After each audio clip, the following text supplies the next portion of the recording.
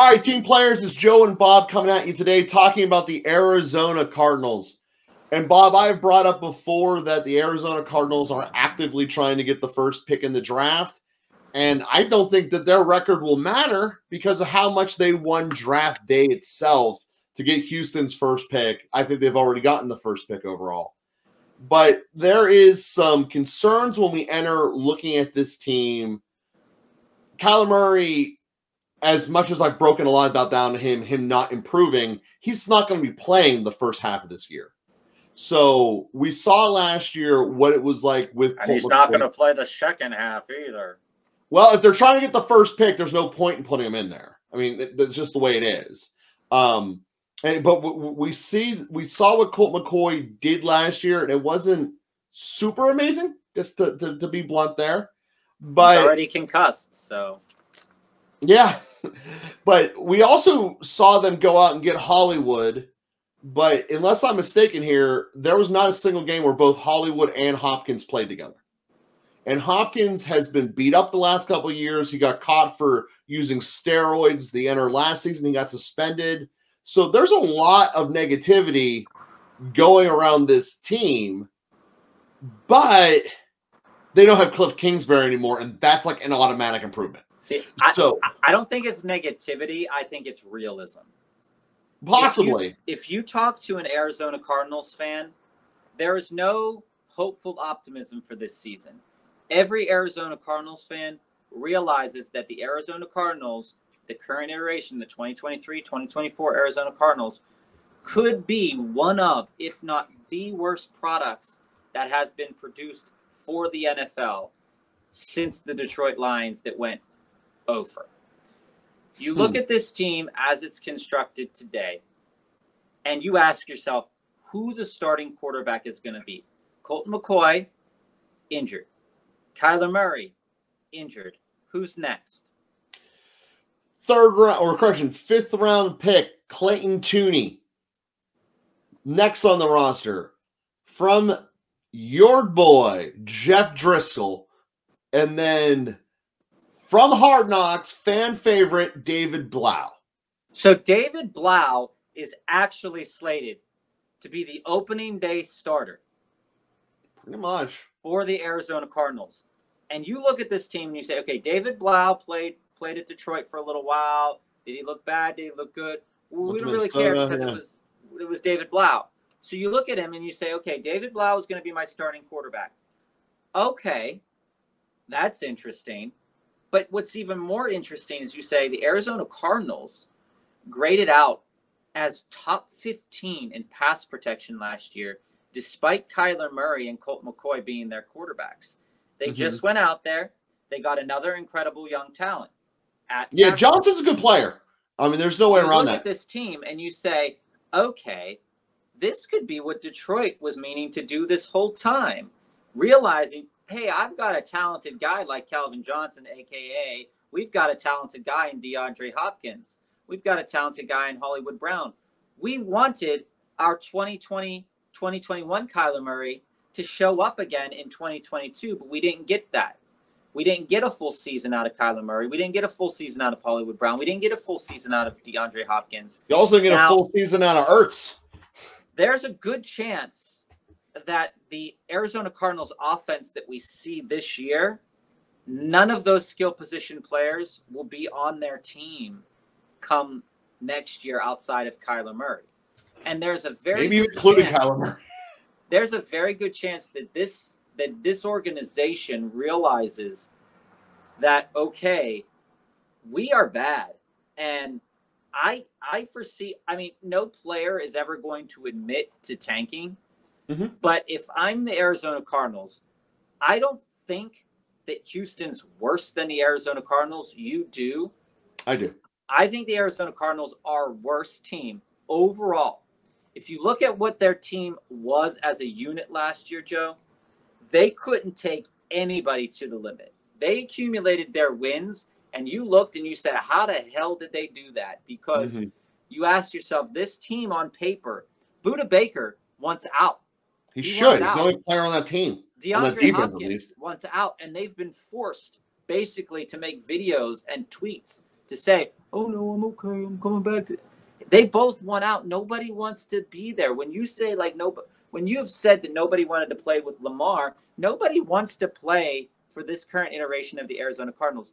Gannon has his work cut out for him because this organization is in shambles. And the pieces for success do live there, but they're so tied to pieces that aren't successful.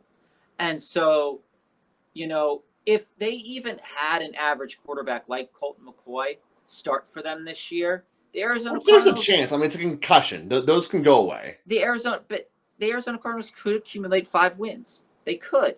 There's a very clear possibility that they have a good they have a setup of a good passing. I like their tight end room in Ertz and McBride. I actually like that a lot.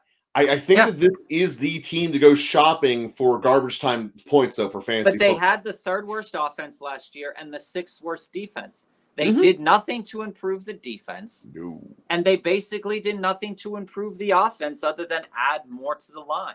The line wasn't your problem. Your problem was everything else.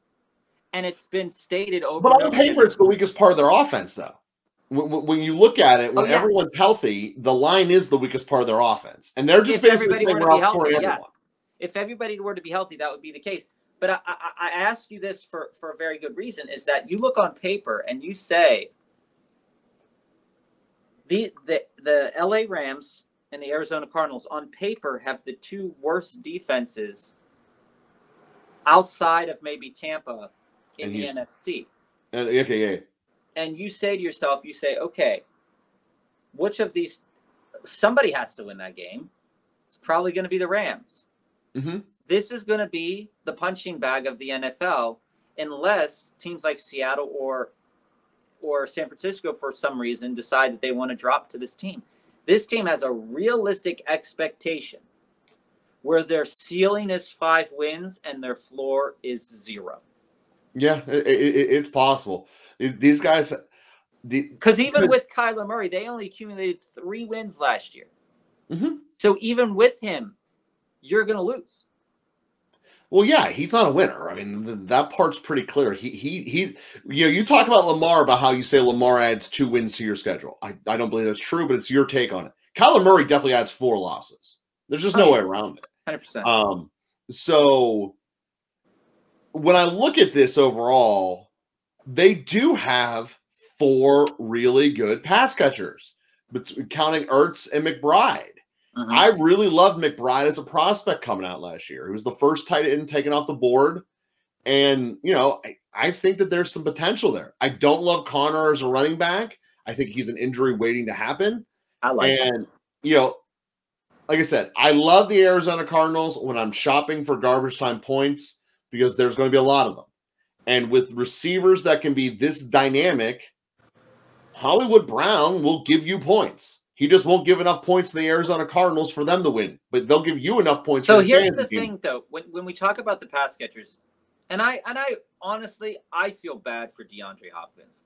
He has played on arguably 2 of the worst offensive teams, you know, almost unintentionally. Like Arizona with him, it was incredible the one year. But last year, awful. This year, most likely. It's just Call of Duty didn't come out that year.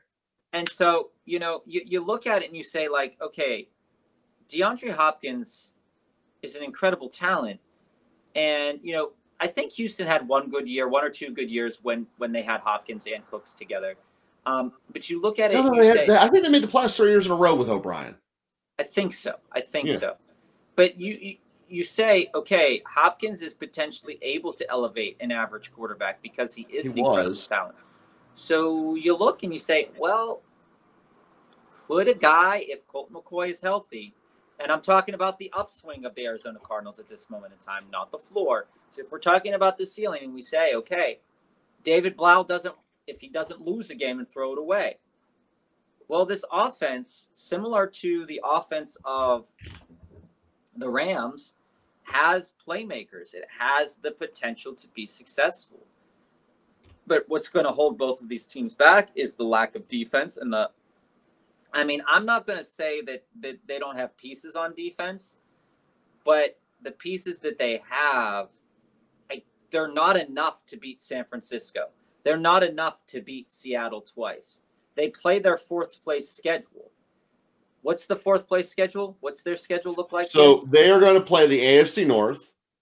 They're going to be playing the NFC East, and then they will play the worst team from the NFC North, which is Chicago, and then they will be playing the worst team from the South, which doesn't really matter because I believe it's Carolina, but it might be. It would have to be because they were going to be drafting number 1. Yeah, they traded for that. Yeah.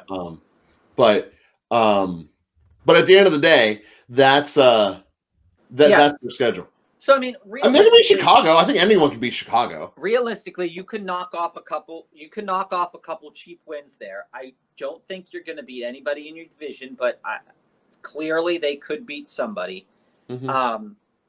And I don't see them contending with the teams that they have to play this year as well. So I mean, all jokes aside, this is a team that clearly is rebuilding and is thinking about the potential of 2024. And if I am clearly thinking about the potential from 2024, I would think that by week 7, if I've only accumulated 1 or 2 wins, that I am basically I'm looking at contracts and I'm saying, is there a guy that's going to have an expiring contract that I'm going to have to get rid of him? And I'm going to accumulate as many picks as I can, because if what we think is going to happen is going to happen, and you think that potentially Houston could be the second worst team or the first worst team, you want to have picks 1 and 2. But that's never really happened before. Mm-hmm. And you could then set yourself up for success. Grab a young quarterback, grab whoever because you don't need to draft any linemen. You don't need to draft any offensive. They actually have, with the exception of Connor, a really good nest built if you're a young quarterback coming in here. It's a good line. You have McBride will still be here. There's some pieces to build around. You really could just do corner and then get yourself a pass rusher and then just go from there. And if I was Arizona, that would be my direction. Quarterback and passer. I mean, that's what Houston did. Houston just took a horrible quarterback. And there's nothing wrong with that game plan. I think it'll set you up very well to do it. And the number one thing they did, though, is they got rid of Kingsbury. I mean, and that was the best thing. That was addition by subtraction. Absolutely. So we'll see if the new guy's any good, but he can't be worse. He couldn't coach his way out of a box. He was awful. No. So bad. That is a fact. So, like I said, great fantasy team to pick up. I would love to have them. I actually hope that the kid from that they drafted and that ends up winning the job, I think that would be awesome. But, we'll see. You get a little 5th-round quarterback starting the league. People can lose their mind. You don't need to pick quarterbacks early. Ready for it, Bob? Yeah. I'm ready for it.